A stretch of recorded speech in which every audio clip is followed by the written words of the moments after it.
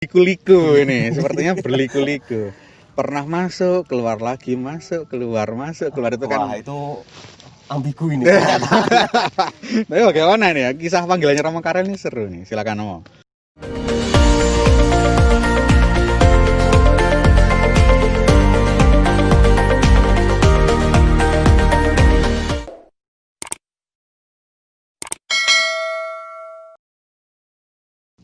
Halo Sobat Pastor, dimanapun kalian berada.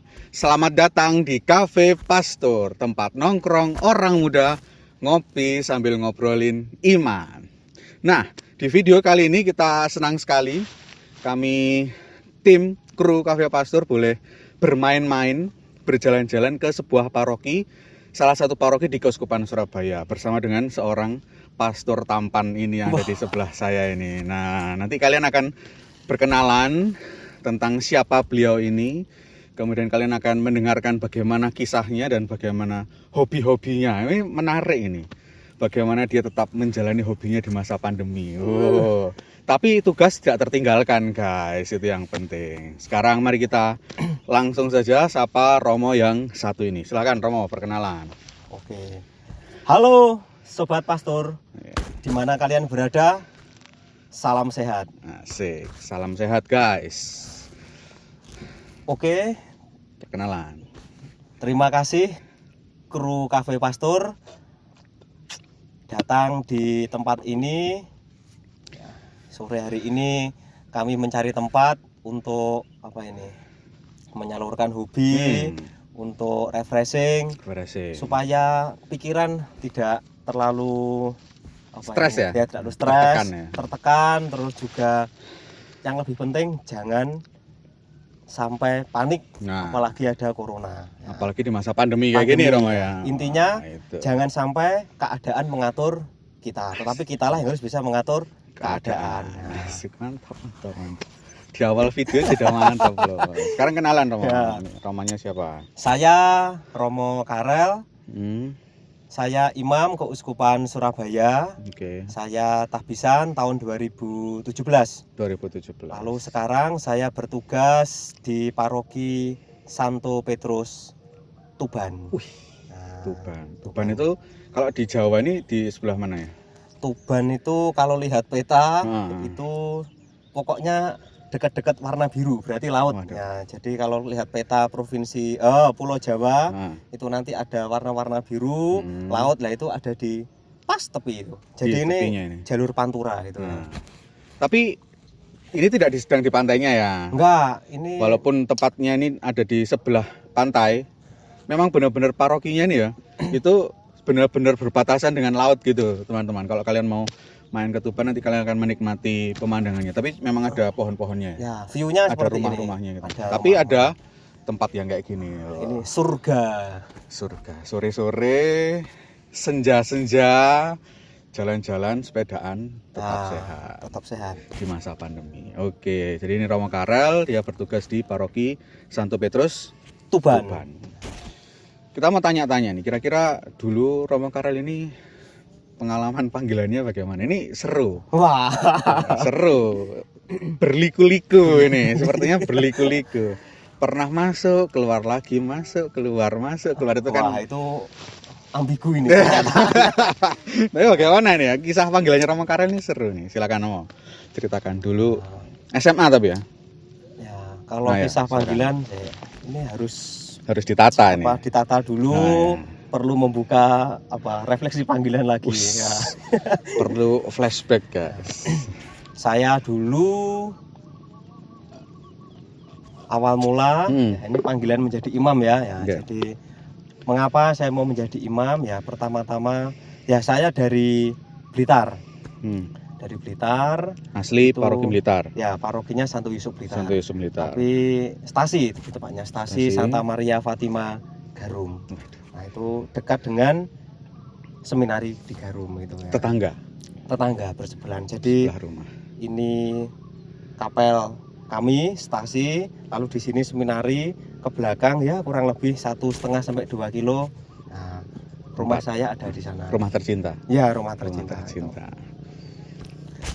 Nah, awal mula panggilan ya karena saya Maksudnya dari seminari, ketika kecil saya dulu kapelnya itu saya masih numpang di kapelnya seminari. Oh gitu ya. Jadi kapel yang sekarang Ya. itu belum ada. Belum. Jadi Belum. kapel yang sekarang di depan seminari itu baru sekitar tahun 2000-an lah kurang lebih. Dulu saya kalau ya baptis terus menerima komuni pertama masih di kapelnya di seminari itu. Nah, lalu dari situlah saya melihat para seminaris setiap sore wah main sepak bola. Terus kemudian nah saat itu ada romo seminari yang biasa mengajak, saat itu saya masih SD, pergi setiap hari Minggu. Jadi kalau pagi misa, habis misa sama romonya diajak pergi ke stasi-stasi di daerah Blitar Selatan. Dan stasinya di Blitar Selatan itu banyak dan jauh ya? Banyak, jauh, dan yang lebih penting mereka merayakan Ekaristi 1 bulan hanya 1 kali. Nah, itu artinya kalau romonya itu cerita butuh tenaga imam. Nah, seperti itu. Ya, dari pengalaman hal seperti itu, melihat hidup di seminari, diajak romo kunjungan ke stasi-stasi, muncul apa ya, keinginan, kerinduan, wah saya pengen seperti apa, romo, menjadi romo gitu, supaya nanti bisa merayakan Ekaristi, memimpin umat, cek ben gak nemen-nemen lah kasarannya, misa biar misalnya nggak terlalu jarang. Ya, biar misalnya lebih sering lah, minimal ya 1 minggu 1 kali lah, seperti umat di paroki-paroki seperti itu. Nah, lalu ya langsung aja setelah SMP kemudian saya masuk ke seminari menengah Santo Vincentius Apaulo Garum. Nah, siapa yang sangka, tetangga tadi itu ya. Nggak menyangka loh kok masuk seminari ya. Nggak menyangka ini. Nggak menyangka. Tesnya pun saya nggak tahu, hanya saat itu. Ya apa ini? Tes kok nggak tahu ya apa? Tahu-tahu pokoknya ada guru seminari datang ke rumah begitu menawari, Mas ini seminari ada pembukaan, mau daftar nggak itu. Nah, saat itu ya pikiran saya lulus SMP mau masuk di ya sekolah umum begitu.